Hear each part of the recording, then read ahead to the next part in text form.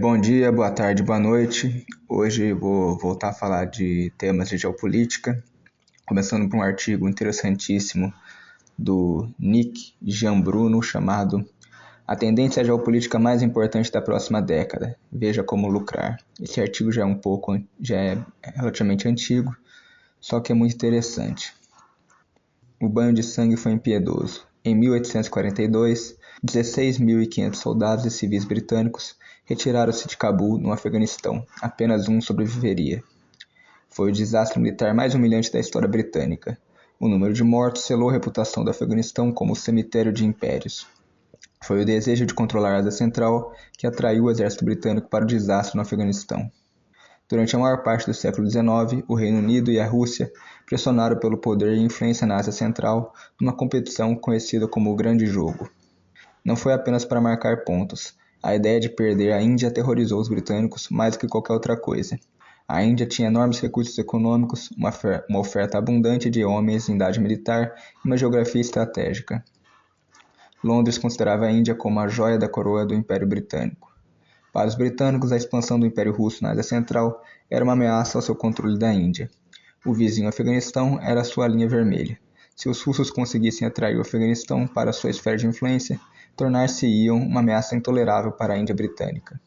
Assim, em 1839, o exército britânico invadiu. Instalaram um regime fantoche em Cabul, que serviria de amortecedor à influência russa. Todas as tentativas anteriores de colocar o Afeganistão sob domínio estrangeiro terminaram mal.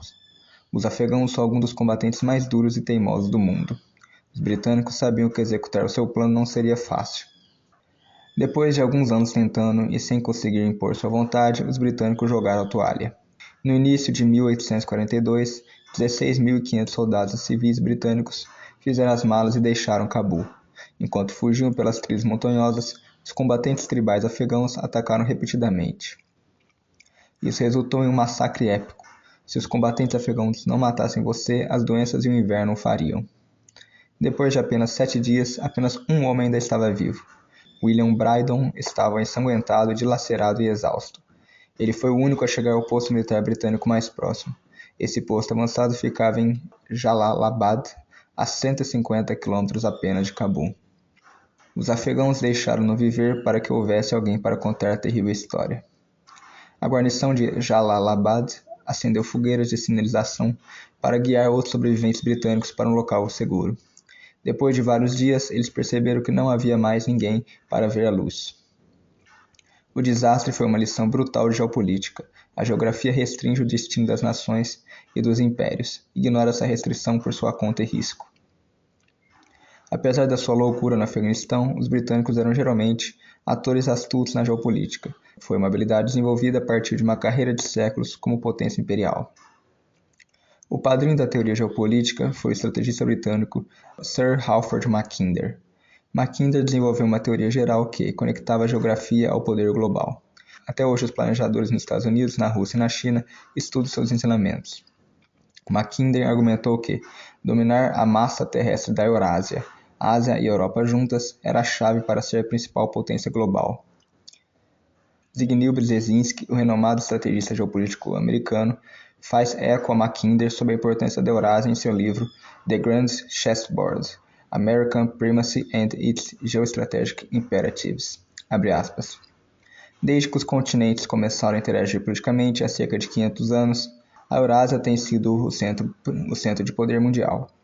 Uma potência que dominasse a Eurásia controlaria 2 das 3 regiões mais avançadas e economicamente produtivas do mundo, tornando o hemisfério ocidental e a Oceania geopoliticamente periféricos em relação ao continente central do mundo. Cerca de 75% da população mundial vive na Eurásia, e a maior parte da riqueza física do mundo também se encontra lá, tanto nas suas empresas como debaixo do seu solo. A Eurásia é responsável por cerca de 3/4 dos recursos energéticos conhecidos no mundo. Fecha aspas. Uma única potência que controlasse os recursos da Eurásia seria uma superpotência global, imparável. Se não fosse possível controlar toda a Eurásia, a próxima melhor coisa seria dominar os oceanos do mundo. O controle das rotas marítimas significa o controle do comércio internacional e do fluxo de mercadorias estratégicas. Em 1900, o Império Britânico estava perto do auge da sua força. Era a potência naval indiscutível no mundo. As suas bases navais circundavam a Eurásia desde o Atlântico Norte até o Mediterrâneo, desde o Golfo Pérsico até o Oceano Índico, até Hong Kong. Isso permitiu aos britânicos projetarem na Eurásia um poder militar que moldasse os acontecimentos. Hoje, os Estados Unidos são, de longe, a principal potência naval do mundo. Tal como os britânicos antes deles, os americanos seguiram a estratégia geopolítica de cercar a Eurásia com bases militares e explorar as suas divisões. O porta-aviões, com a sua tripulação de 5.000 pessoas, é o instrumento central do poder naval dos Estados Unidos. Colocar apenas um desses enormes navios em operação custa mais de 25 mil milhões de dólares. A Marinha dos Estados Unidos possui 11 porta-aviões, mais do que o resto do mundo combinado.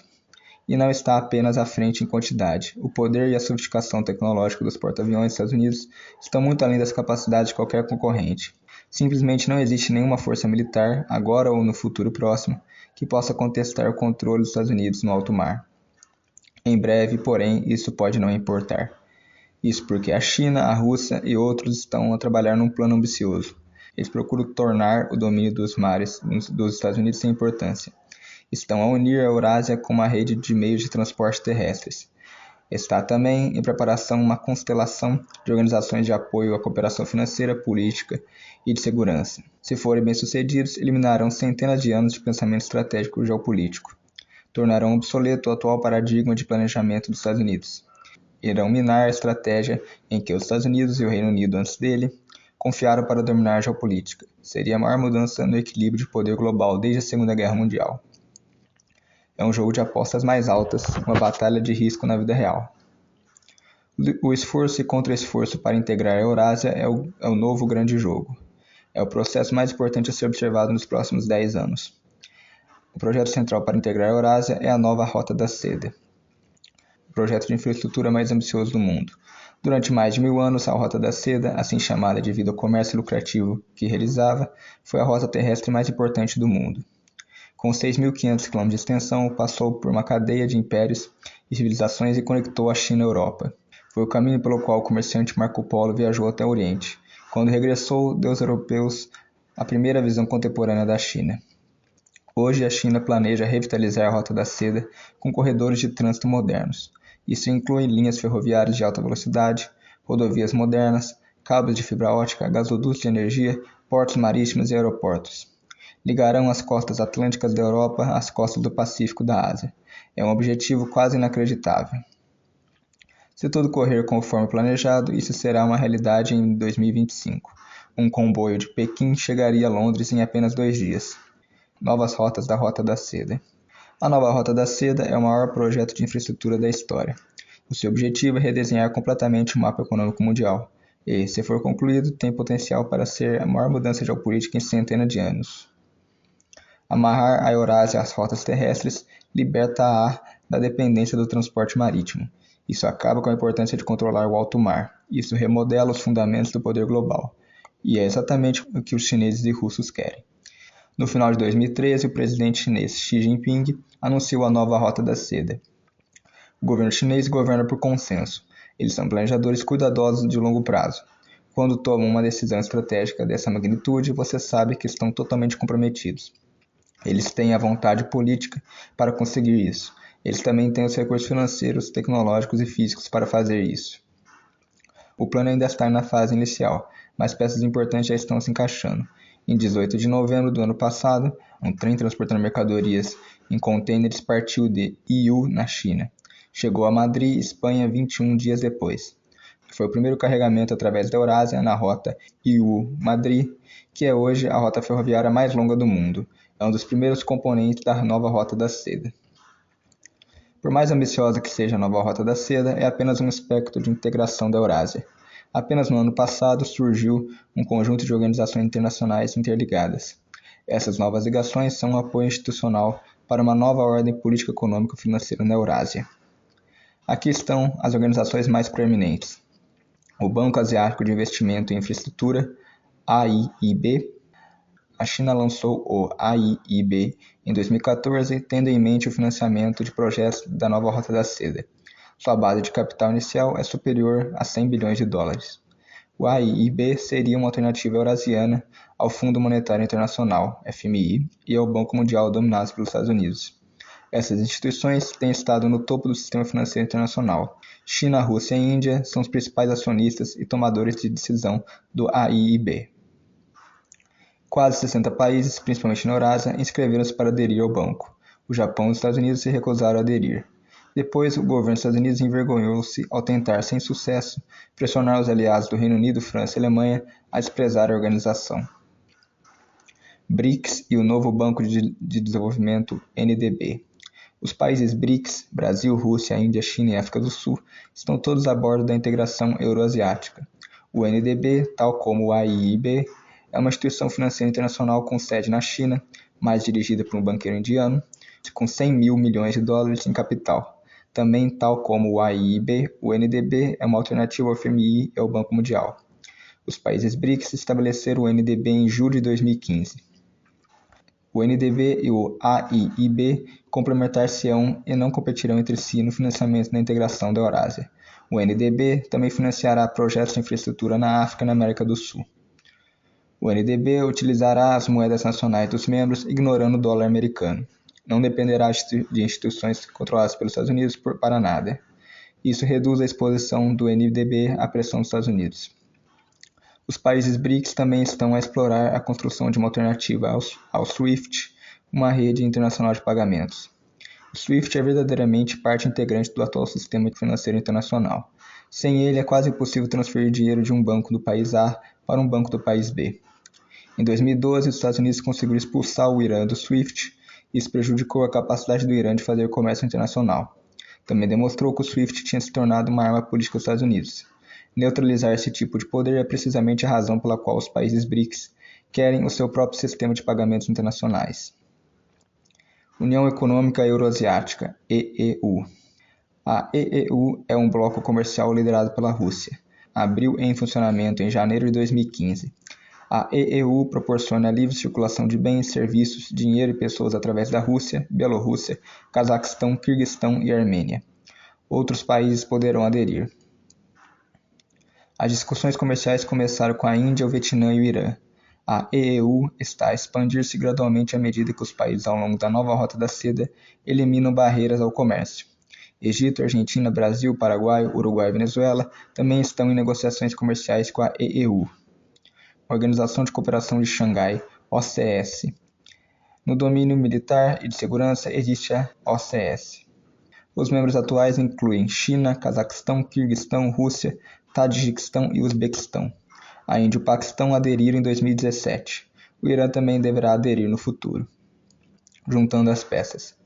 A integração euroasiática e a tentativa dos Estados Unidos de bloquear serão a história mais importante dos próximos 10 anos. Esse é o novo grande jogo. Estranhamente, a mídia dos Estados Unidos mal deu uma espiada sobre isso. Talvez a história da integração euroasiática seja demasiado grande e complexa para caber em frases de efeito. A nova Rota da Seda, o Banco Asiático de Investimento e Infraestruturas, o novo Banco de Desenvolvimento dos BRICS, um sistema SWIFT alternativo, a União Econômica Euroasiática, a Organização de Cooperação de Xangai, esses são os alicerces para um novo mundo. Poderá haver enormes lucros para os investidores que se posicionarem corretamente à frente dessa tendência monumental. Existe uma forma fácil para os investidores norte-americanos aproveitar essa tendência. A ascensão da China também traz à tona outro ponto importante. Não será uma boa notícia para os Estados Unidos, especificamente é uma enorme ameaça ao dólar e ao sistema financeiro dos Estados Unidos. A maioria das pessoas não se apercebe disso, mas se o dólar perder o seu estatuto de moeda de reserva mundial, o dólar entrará em colapso. Achamos que uma crise financeira para os livros dos recordes está chegando. Será muito pior, muito mais longa e muito diferente da que vimos em 2008 e 2009. É exatamente por isso que o autor do best-seller do New York Times, Doug Casey, e sua equipe acabaram de lançar esse vídeo urgente. Bom, então é isso. Esse artigo se encontra no site, se encontrava, porque ele foi excluído. International Man, The Most Important Geopolitical Tendency of the Next Decade, See How to Profit, ou seja, a tendência política mais importante da próxima década, veja como lucrar, do Nick Giambruno. Então é isso, obrigado a todos que assistiram, até mais.